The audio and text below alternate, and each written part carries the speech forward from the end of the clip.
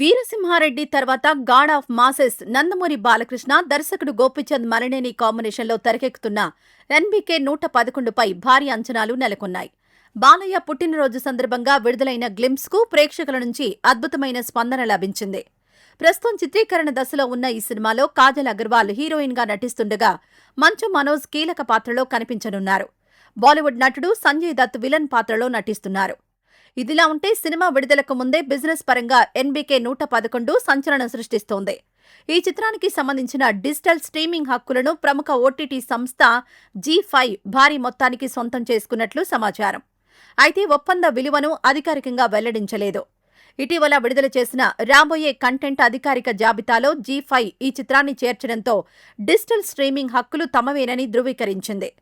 ఈ most awaited action entertainer ను ఈ ఏడాది డిసెంబర్ 24న క్రిస్మస్ కానుకగా ప్రపంచవ్యాప్తంగా విడుదల చేయనున్నట్లు సమాచారం. తమన్ సంగీతం అందిస్తున్న చిత్రం బాక్సాఫీస్ వద్ద భారీ విజయాన్ని నమోదు చేస్తుందని అభిమానులు ఆశాభావం వ్యక్తం చేస్తున్నారు. అయితే విడుదల తేదీతో పాటు ఇతర వివరాలపై చిత్ర నిర్మాణ సంస్థ నుంచి పూర్తి అధికారిక ప్రకటన రావాల్సి ఉంది.